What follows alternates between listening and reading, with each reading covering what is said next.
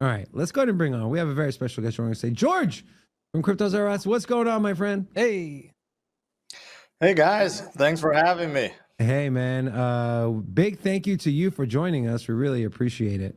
So, George, I want to start this thing off, and I want to share the very first time we met. And I don't know if you remember this or not, but here we go. Let's go ahead and play the video. Rock, let me know when you're ready, and I need you to take this thing away. Ready? All right. Will you take the banner away, Rocco, please? Thank you. All right, so George. I'll sit back and enjoy. Thank you. What's up, crypto fam? Big Rob here. So we happened to run into George from CryptosRUs. He was trapped outside. We decided to let him in. Apparently, we're the guys with the golden pass here. So George, what's the vibe here, man? You enjoying yourself yet? Yeah, this is my first Bitcoin conference, and I'm having a blast. It's actually pretty cool. There's a lot of vendors here. There's a project over here that is dealing with the metaverse, and they have this like really cool table stand where you can actually feel like this magnetic thing on your hand, and if you pair that with VR, I mean it's really wild. I didn't even see there's that scene, projects, dude. there's vendors out here that's really, you know. Why is it so like reddish? Do you guys do that on purpose? Cool. Oh, we were new. I had no idea how to change camera settings. Yeah. So we had this like $4,000 camera, and we watched like 2 YouTube videos, and Oh, this is how you do it. We're good. I just thought it was funny. Rob was like, George was locked outside. Oh man, so that was your first Miami trip, man. Was it everything you kind of hoped it was? Are you looking forward to next year's conference? Supposedly, I don't know. I got some emails saying they're having another one already in somewhere Amsterdam. else outside of Miami, right? Amsterdam. Amsterdam. Yeah. So Yeah. I don't know. They're escalating these conferences. I can't keep up. There's so many. And there's one that's going to be in California next week or 2 weeks or something like that. There's a Vegas one this weekend, and I know you talked about this on your show today. You said there's so many conferences. I don't know how people keep up. I don't know either. We try to make as many as we can, but it's impossible. So yeah, but go ahead. do you can you spend maybe a couple minutes? Let our community know. Maybe your backstory, why you do what you do. You upload a lot of videos, man. I think you do 3 or 4 live shows a day. Plus, you have separate channels. What kind of drives you, especially through the bear market, if you can kind of expand on that? Well, I, for one, love creating videos now. It's part of me. It's something that if I don't, any given day, if I don't work on some kind of content, either for CryptosRUs or Drivers Only or I Am George, or any of the social media, channels that I have, like a TikTok or something, I feel bummed. Like I feel like I'm wasting my time. Like I have to do it, right? It's like part of me. So that definitely helps. And I don't think everyone is quite there yet. But my backstory was I was in IT for a very long time, and then in 2008 during the last recession when things were really bad. I lost a boatload of money with the stock market. I'm like, screw this, I'm out.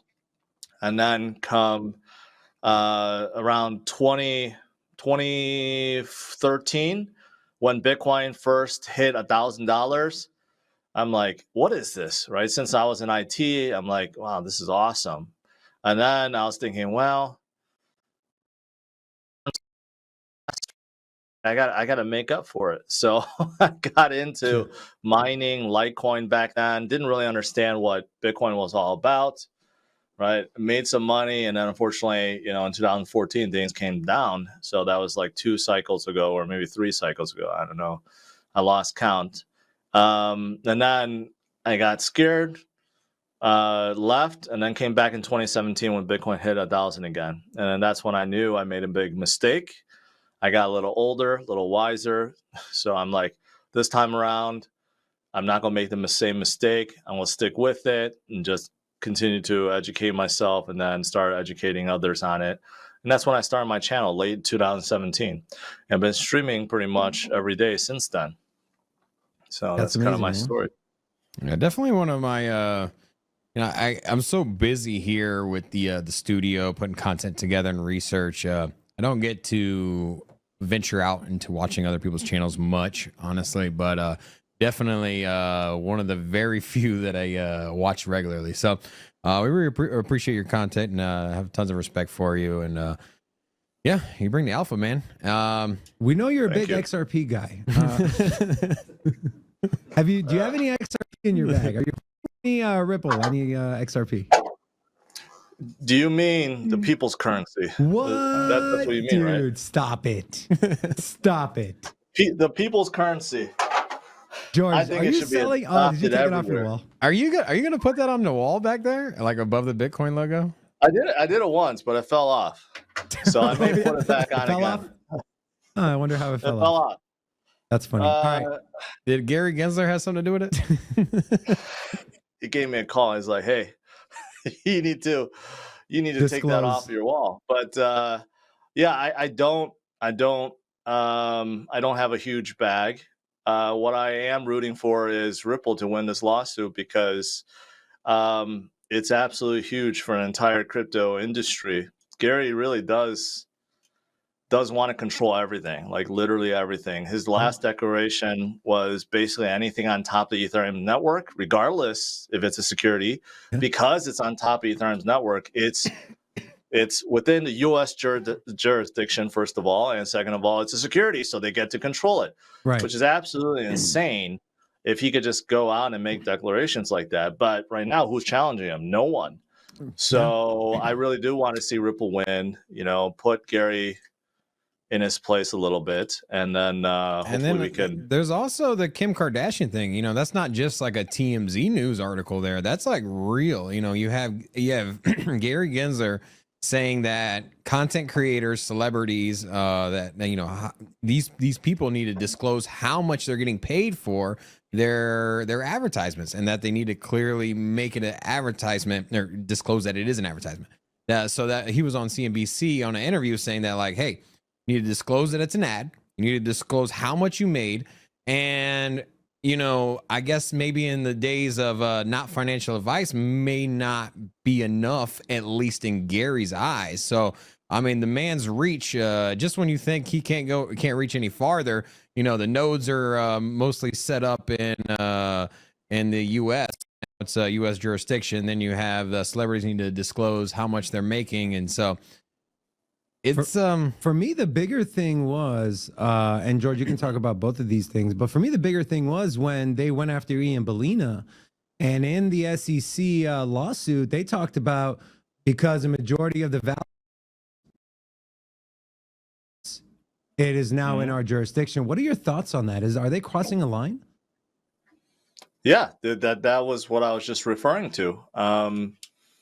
Basically. Well, the first thing about Kim Kardashian celebrities, they have done that before, even before Gary was there. I don't know if you guys remember, Floyd Mayweather shielded some token that went under. Steven Seagal did too. He got in trouble for that. DJ Khaled got in trouble. I mean, so that's not new. These celebrities, they probably don't know what the hell they're getting involved with. They just got a big fat paycheck and that's it. They settle. I mean, honestly, Gary was just using Kim as an example, and he came out with some, informative video, like some PSA message video, like, oh, look at me, look at what I did. I went after Kim. I mean, he's really trying to, again, solidify his power at the SEC and solidify the power of the SEC. I mean, that's what he's trying to do right now, trying to scare everyone into thinking that the SEC could just do whatever the hell they want. So that's number one. Number two, in terms of just declaring that because vast majority of transactions is in the U.S., somehow that means that all these projects, like the one that Ian Bellina came out with, is under U.S. jurisdiction. I mean, that is really crossing a line. I'm sure if you look at, for example, internet traffic, okay, I'm pretty sure a vast majority of, let's say, internet traffic, YouTube traffic, a lot of other traffic that could be worldwide. I mean, YouTube is probably a bad example because YouTube is a US-based company, but there's probably a lot of foreign companies that have a lot of traffic that's within the U.S. Doesn't mean that the U.S. can just declare that it's a U.S. property, right? So I don't know. I do think there's a gray line that he's crossing, but again, no one's challenging it, right? No one's is suing the SEC for this. No one is bringing them to basically in front of a courtroom and saying how overreaching they are. I think the only agency that's close is the CFTC, but they're not really attacking the SEC either. They're just saying, hey, in terms of crypto, we want to be the watchdog. We want to control Bitcoin and Ethereum, not just Bitcoin. And they also visited the People's Currency's office, XRP's office, or Ripple's office. So they want to be the watchdog. So they're kind of challenging the SEC, but outside of them, no one else is daring to.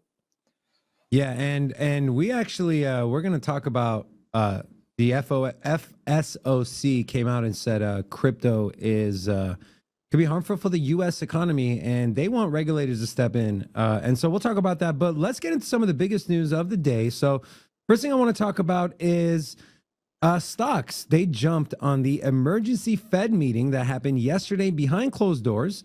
This is sourced from multiple places. It was a closed door meeting, and this is direct quote: review and determination by the Board of Governors of the advance and discount rates to be charged by the Federal Reserve banks. Now, if you remember, I'm sure, George, you covered this yesterday, the UN urged central banks, including the U.S. Fed, to stop hiking rates as it hurts emerging countries. And the price, Robin and I talked about this in the beginning of the show, but the markets are rallying, and part of it could be the investors repricing changes of some sort of pivot from the Fed. Now, do you think it's coincidence that the UN came out and said, hey, central banks, stop hiking rates, you're hurting emerging countries, and the Fed has an emergency meeting, which is not very common? Do you think that's coincidence, or what are your thoughts? Are we going to see a pivot here soon? Well, first of all, this emergency meeting, I don't know if it was such an emergency. Periodically they do just have talks. Maybe they just want to have some free lunch or something. You don't know. Right, taxpayer paid lunch. But I think the UN. I think it's a pretty big declaration for the UN to say, hey, you guys need to stop it. A lot of other countries, the developing countries, are suffering. Especially, with some of their currencies are just really getting hammered, absolutely hammered against the USD, which basically makes trade, it stops trade basically. Like they can't survive. So I get it. I get what they're trying to do to try to stand up for the little guys, right? But honestly, Powell and the rest of the Board of Governors, their first priority is the American people, right? And the United States, and what the United States is going through. And they're going to do what they can to stop inflation. They only know one way, and that's to try to make people broke. And they're probably not going to relax a lot on that stance. If they get tremendous pressure from the UN or anyone else, maybe they become a little bit dovish. Let's say the rate hike that's supposed to be 75 basis points goes to 50 basis points, maybe something like that. But don't expect come November, they're just going to say, okay, we're not going to raise rates at all because the UN told us to. That's not going to happen, right? So I do think, as for a coincidence, maybe there's some correlation there why the markets are rallying right now, or it could be simply because last week we were very oversold, and this week people are buying cheap stocks and crypto, and also the start of October. October, traditionally speaking, is a good month. We're heading into the latter half of this year. The Santa rally, Christmas rally, that could be around the corner, right? So there's a lot of stuff that's happening right now. And if you happen to study the stars, you would know that the autumn equinox just happened too. And I've shown this before. If you look at the autumn equinox, the last 2 years in 2020 and 2021, what followed afterwards were tremendous bull runs. So confirmed. Bull run confirmed. Let's go. Let's go. Well, you know what? If that's the case, then I'm about to go grab the Big Dipper and straight to scoop up some of these some of these buy orders. So here's my thought. You know, and I've been pretty vocal when it comes to the reason we're even in this inflationary situation. And one, in the short term, you know, it is easy to point the finger at supply chain and even pandemic shutdowns, but I think the obvious elephant in the room is the money printing, and that I think it was like 3 to 4 times the amount of money in circulation was created over the span of 2.5 years. And I think that here's the thing. Here's my question. Is it possible? Because in my crypto mindset, in my kind of philosophy, is like, hey, why don't we scale back the printing? Well, you know, why don't we remove some of the surplus of money that got printed from the supply? And you know, the Fed can do it by selling selling bonds and then just not. They were supposed to offload $45 billion a month, and selling maybe the mortgage-backed securities that they have. You know, there's a lot of ways they could decrease this circulating supply. It would go against their nature and what they've done historically and with the whole fiat like mentality. But I'm just saying that maybe at some point. Maybe is that an option on the table, or you think dude, they can't even stick to their benchmarks? They were supposed to do $45 billion for 3 months and then $90 billion for the next 3 months. They did like $40 billion in a cumulative 3 months versus per month. I think the last, it might have been 2 meetings ago, or I think it might have been 2 meetings ago.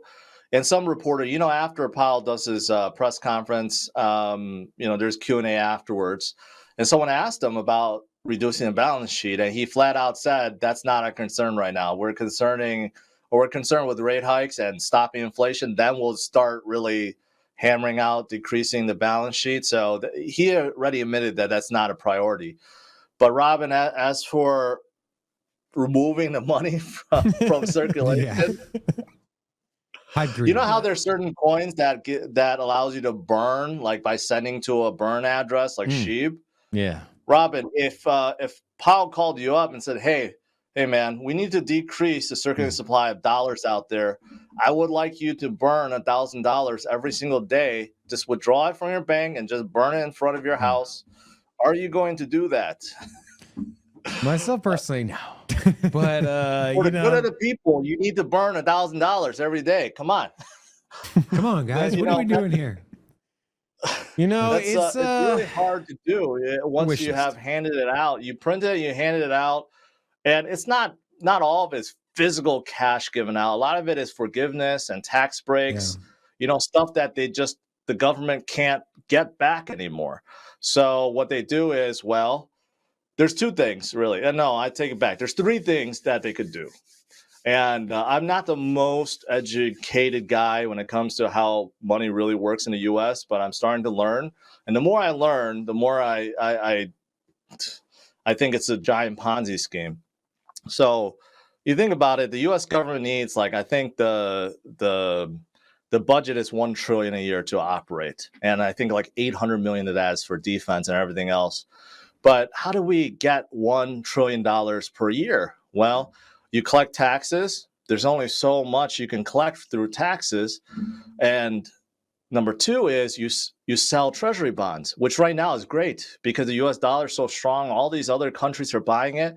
So they just sell treasury bonds and notes and as much of it as possible. But whatever they can't collect through these means, well, then there's problem, right? So what do? They print out more money then. So that's like the 3 ways that the government can operate.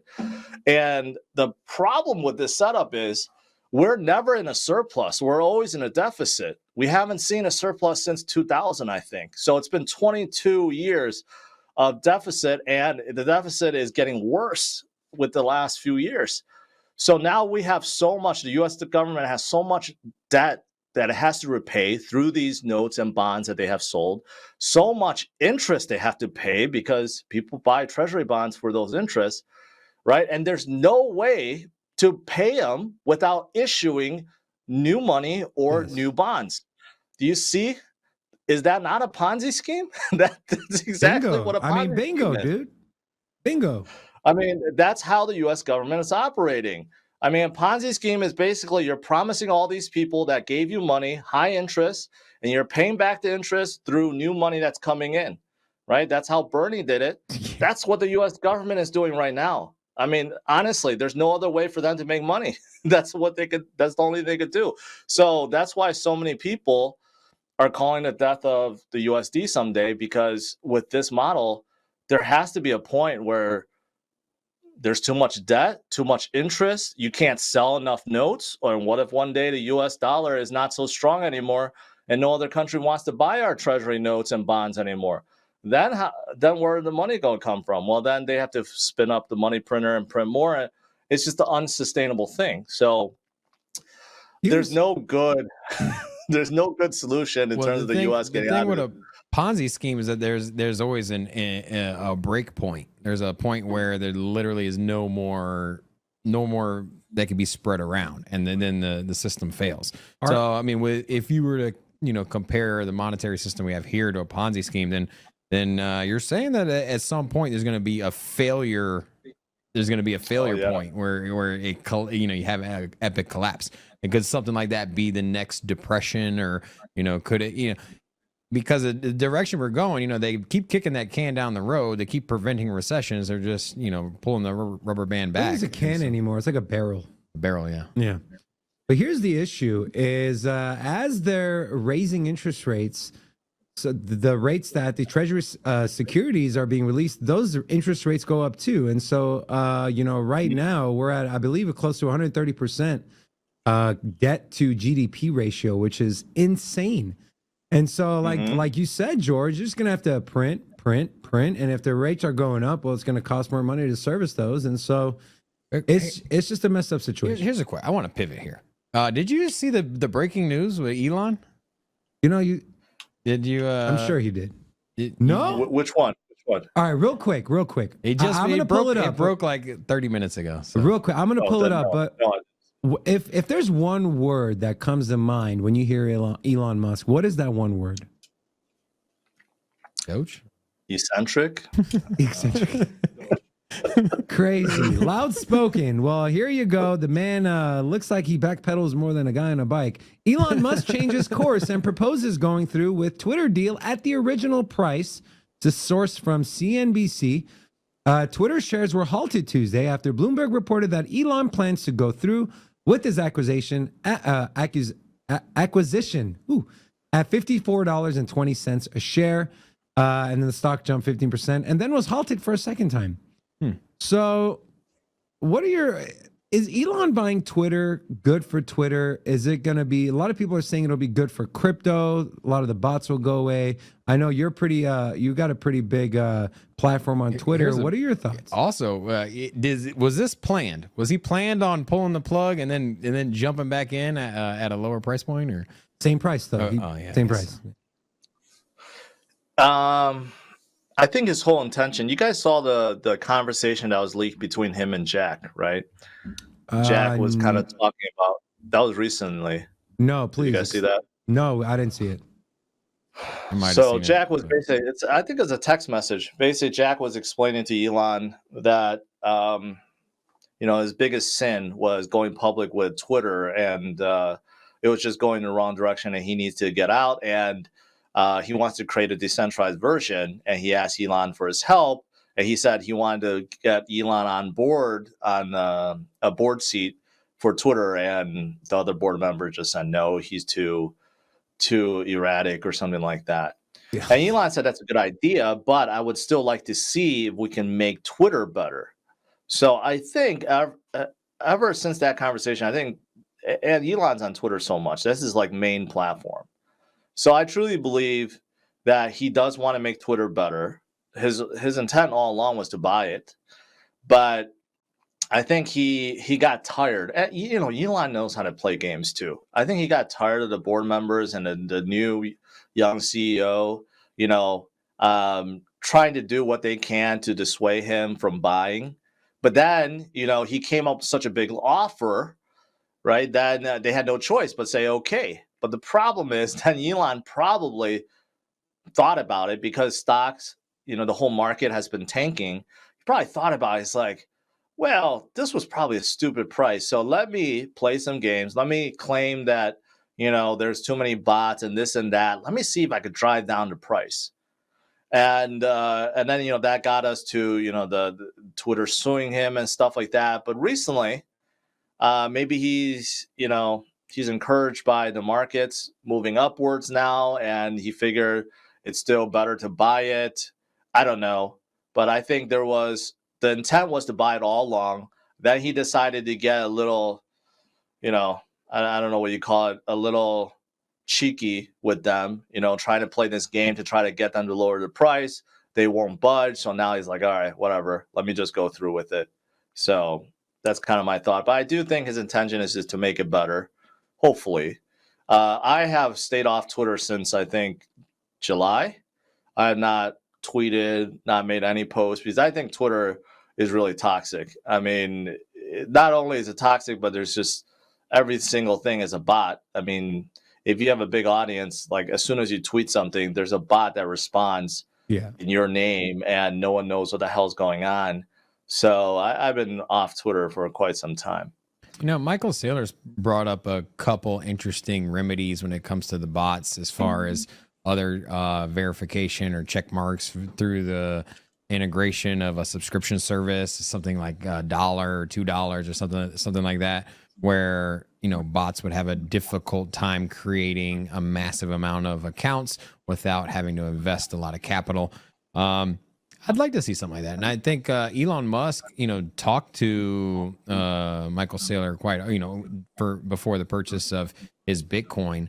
And so we know that they are on a friendship level and discuss strategies. So I wouldn't be surprised if some of the, can't get worse, the proposals that Saylor came up with would get integrated. So it can't get worse, right? What if, let me ask you a question. What if after Elon takes his advice, and after he acquires them, he requires people to put down Doge instead of Bitcoin? Oh. Do you think Michael Saylor would still use Twitter?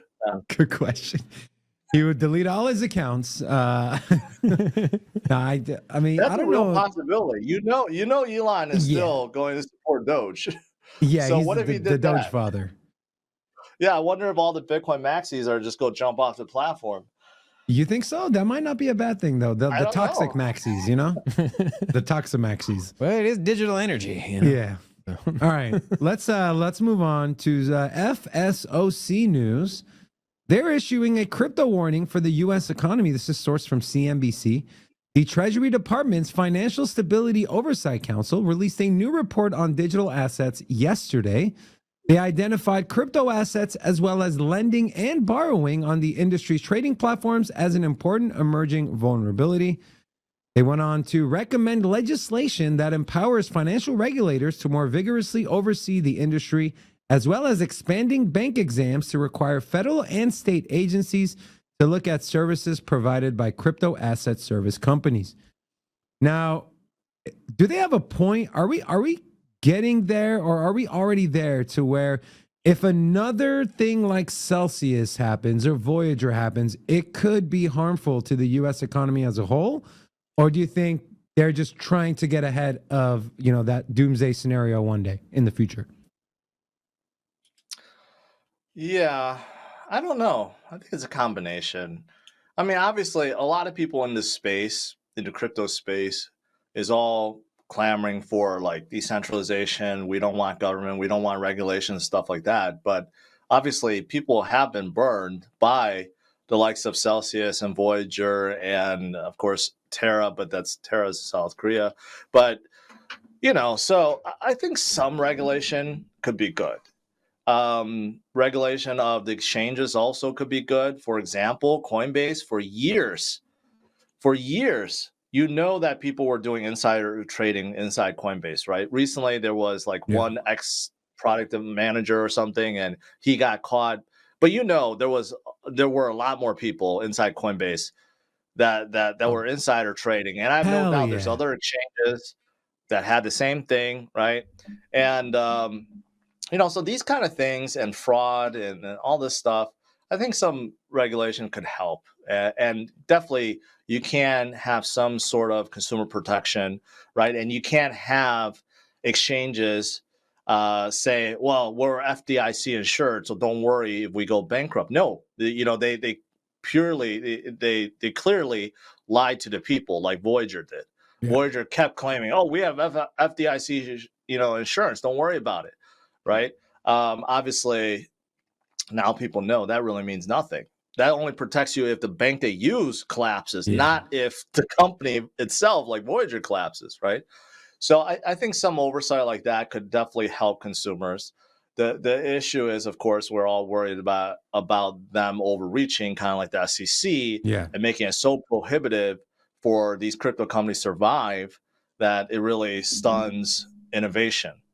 So do you want to see similar regulations when it comes to custodial services like Celsius, and like the new Circle is talking about being like a registered bank? Yeah, and would you like to see the same kind of regulation in that sector in the crypto as you would be in the banks? Because I'm not against that idea. I think they are pretty comparable as far as their services. I mean, Celsius was a shadow bank. I mean, yeah. Like, if you think about it, okay, so if you're a high net worth individual and you just bought, like, let's say you're Michael Saylor, you have $4 billion, $3 billion of the Bitcoin, and he's entrusting that Coinbase custody is going to store it safely for him, right? But when it comes to exchanges right now, the insurances that they could buy is only in the hundreds of millions. I think Coinbase, whatever insurance they have, only covers up to like 300 million. Okay, so obviously that's a big gap. So I could see, like, basically what you said, if there's a strict regulation on custodians holding people's crypto, that they must have, let's say, $1 equivalency of what they're holding on to, I think that could be a good thing. Because right now, there are a lot of people with a lot of crypto that they think, just by storing with a custodian, they're protected, right? Like, if you store in Fireblocks or you store with Gemini or Coinbase, it's 100% protected. Maybe from a security aspect, but not from if they go belly up and they need to sell your assets. Coinbase said so as much. If they go bankrupt, they could sell your assets. So why would you trust them to hold your crypto then? That's what Voyager did, and that's what Celsius is doing too. But also, don't forget that Voyager, also was being advertised at the Dallas Mavericks arena, and so people are seeing it. So it's not like it's something that's only on the internet that you hear from your friends. I mean, you're getting advertisement from. It's like big places. Like, we're starting to go mainstream, right? We're starting to go mainstream. Crypto.com and Voyager, and then Voyager does that, and then Celsius does that, and it's like, we take 2 steps forward and 5 steps back, it seems like. But I feel like the longer we stay, obviously the more the markets mature and regulation comes in. Because I'm with you, George. I believe regulation is necessary. It's just, are we going to have sound regulation that doesn't hamper innovation and technology, or are we going to have people like Gary Gensler come in and just everything's security? These decentralized DAOs have to come in and register. Like, what are you doing, man? So yeah, we'll see. But now I have an interesting question I want to ask you. Do you think digital assets like crypto the regulation should be dispersed between CFTC, Treasury, Commerce, SEC? Or should they create a whole, maybe not a branch of government, but a separate committee that kind of entails everything, and that just be the main regulator of cryptocurrencies and digital assets? That's an interesting question. I think the latter solution is probably best. You have some new agency that kind of controls everything. But if you look at how stocks work, like the CFTC controls commodities and futures trading, and I don't know if it's options trading is under their jurisdiction too. It could be. While the SEC controls IPOs, controls stocks and everything else, right? So there's a separation there. And I could see how if we had a clear definition of what is a security, what isn't, then we can have dual agencies controlling the space. But the thing is, these are legacy agencies. They don't know quite how to handle everything that's out there with crypto, right? Like, how do you handle DeFi, for example? How do you handle staking or airdrops? You know, there's a lot of stuff that's kind of mixed in between, right? If a project airdrops a whole bunch of free tokens to people, but the people are anticipating that they're going to make money with the airdrops. So is that a security? They never paid for it, right? Like, so is that a security or not? So there's so many gray lines. So I don't know if they could properly define everything. So actually creating a new agency, I think, would probably be the best case, where you hire a whole bunch of people that actually really know what they're doing, and or really understand, and hopefully, they control things properly. But then again, we all thought Gary Gensler understood things. He taught blockchain class at MIT, and look at what he's doing. Little did we know. Well, we've seen the creation of committees. Like, you have like different boards and committees that that regulate the housing market, international trade, energy, and it doesn't have to necessarily be a branch of government. It's just somebody that can direct different sectors. They can basically make the decisions on who's gonna regulate what, instead of it being a grab for power where you have Gary Gensler saying no, this is all under our jurisdiction. It's a tug of war. It's a big tug of war. It's all under our jurisdiction is what I feel like is happening. And I think if you had a council that was made up of individuals that are well respected in the space, maybe someone from the mining, maybe like someone that represents the mining side. You have a couple of CEOs from around the industry, and then you also put some legacy finance people, some banking people in there, and then let this committee decide who regulates what in what fashion. I think that's something that we've seen time and time again in our own personal markets as far as legacy finance is, when it comes to healthcare and things like that. So that's what I would wish for, but it doesn't seem like we're making any traction on that. We have the Cynthia Lummis bill. That seems like our best shot at some kind of form of regulation here in the near future. And Robin brought this point up a few shows ago, and it was a really good point. He's like, look, when an ICO launches, you can compare it. It's kind of like a security, but as it goes through the maturation phase of the blockchain, right, and becomes decentralized and as a DAO, then it's not really a security. So it's such a unique asset and asset class where what are you going to do? Hand it off to the SEC in the beginning, and then once it becomes decentralized, hand it over to the CFTC? And like you said, you could even make a case that Bitcoin during its early infancy was a security, and then at some point now it's a consensus that it's a commodity. So at what point did it transition? And and I think that right there, the identification of when it goes from one security to commodity. What point does it switch? And then I think if that can be identified, or if there's some kind of checklist that can be done, a new what's the Howey test? A Howey test, but one for crypto. You know what I'm saying? Where you pass these four things, Satoshi test. Now you're decentralized, and now you're no longer privy to SEC regulation, and now you're in CFTC land. Yeah, I don't know. There's no right or wrong answer. It just depends on who's in charge of who determines that, I guess. The right answer is let's get rid of Gary Gensler. That's the right answer. All right, let's move on to some MasterCard news. MasterCard launches CryptosRUs. I'm curious to get George's take on this. It's a source from CNBC. They are debuting MasterCard, a new software that helps banks identify and cut off transactions from fraud-prone crypto exchanges. They're going to be using an artificial intelligence algorithm to determine the risk of crime. And this CryptosRUs will be powered by CipherTrace, which is a blockchain security startup that MasterCard acquired last year. Banks and other card issuers, this is how it's going to work. Banks and other card issuers are shown a dashboard with color-coded ratings representing the risk of suspicious activity. The AI algorithm is the one who determines the risk of the crime, and the card issuers themselves, not MasterCard.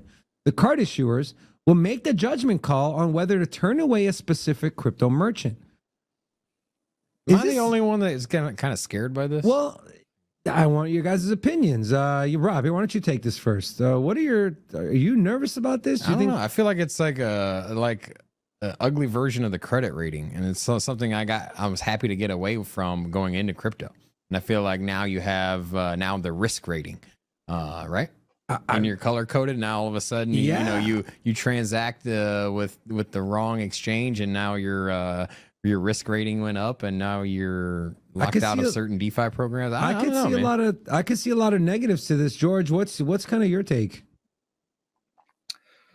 I see this differently. I don't think this has anything to do with your credit worthiness or credit rating. This is like fraud protection. It's just like, I'm sure you guys have gotten text alerts or emails saying, hey, we detect a suspicious purchase. Do you authorize this, or did you do this? Basically, I think that's what's the equivalency of this, except it's coming from exchange. It'll probably say like, hey, did you just send your crypto from your exchange to whatever merchant that you're buying something from? I think that's what it sounds like this is. And I'm sure whatever credit card companies already use, their algorithm to determine what's fraud and what's not. I mean, it's pretty accurate for the most part. They're just applying it to crypto transactions.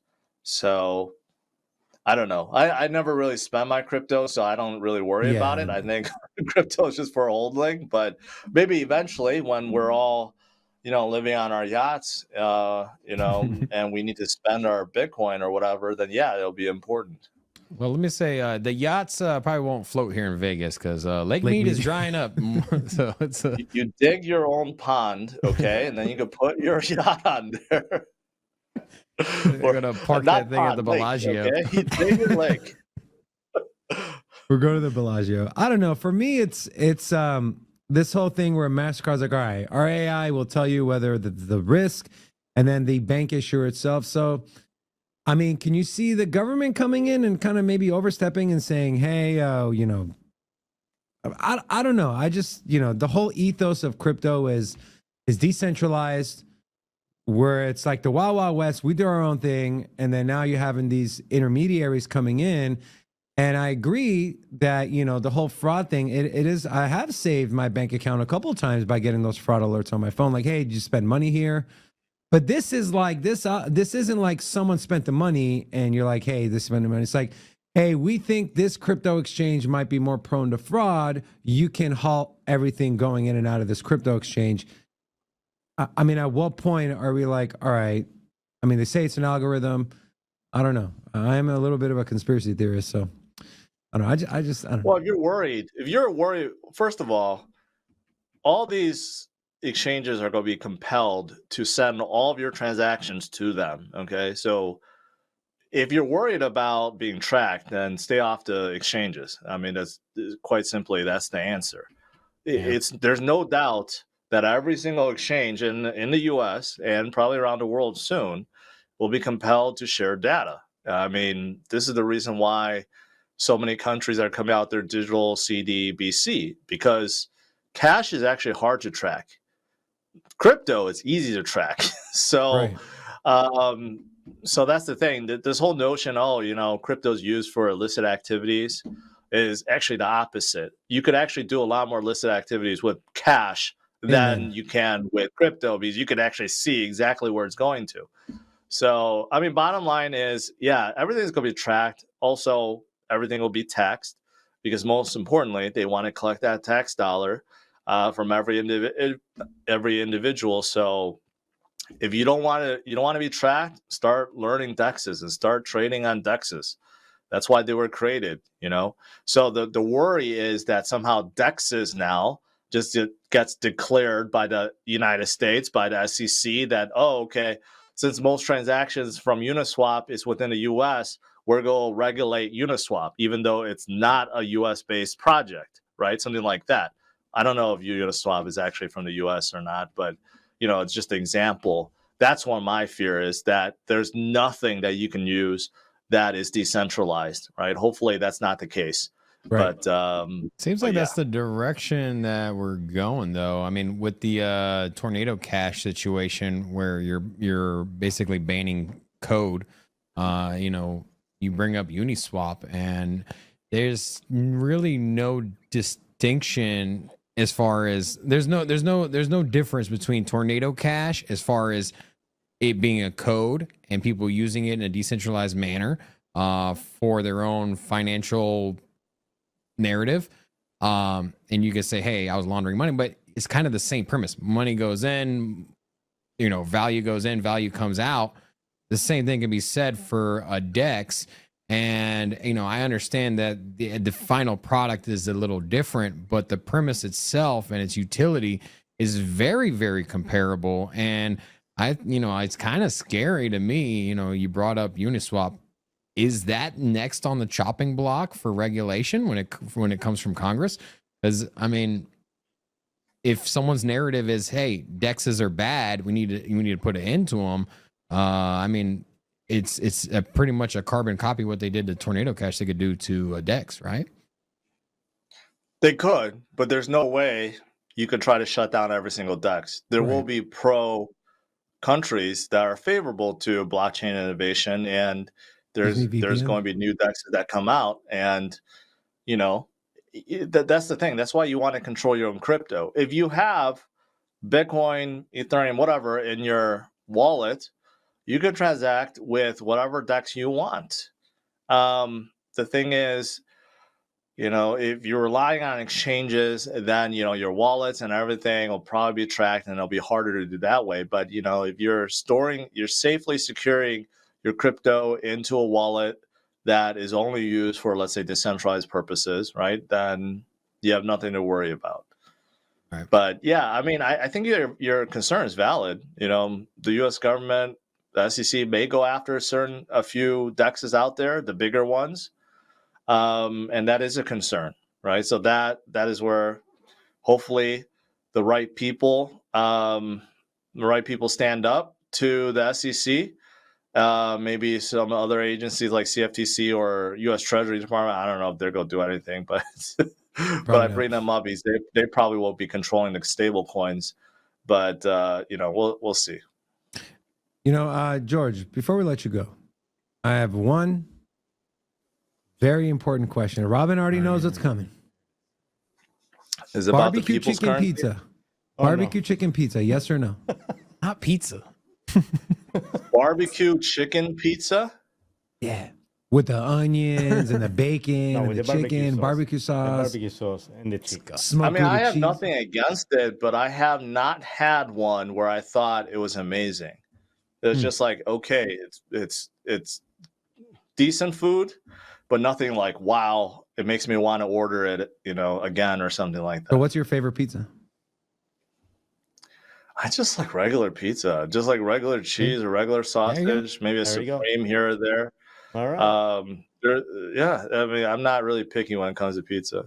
Fair enough. Our You know- producer Rocco is from Italy, and so when he watched me eat barbecue chicken pizza for the first time, looked like he was going to turn into Joe Pesci and strangle me with a floss. It was a nightmare. Right at the table. He almost had a panic attack. So, George, thank you so much again for joining us. I know we went a little over the allotted time, and I know you're a busy man. Is there anything you want to leave us with? Anything exciting new happening in the CryptosRUs universe? Any new channels launching? Anything you want to share with our community? No, not really. You know, I'm still cranking away two videos pretty much every day.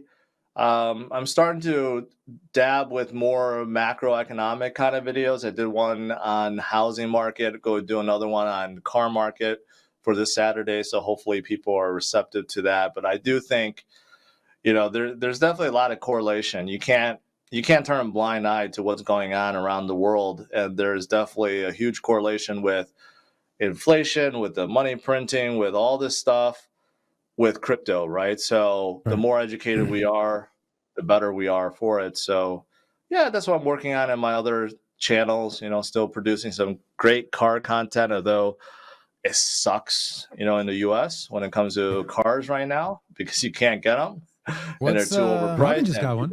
Yeah, I just got a Mercedes today or this week. Well, what's your go-to car? If you could only had one set of wheels and you had to get rid of all of them, what's the one car? A Ford Fiesta. Stop. There we go. Back Stop to the Ford Fiesta. I'm just kidding. No. If I had to just stick with one car right now, probably a Ford Lightning. I was super impressed after I test drove one. It's super comfortable. It's as comfortable as a Bentley. It's as fast as a sports car. It's as big as a truck. Did you overpay for it?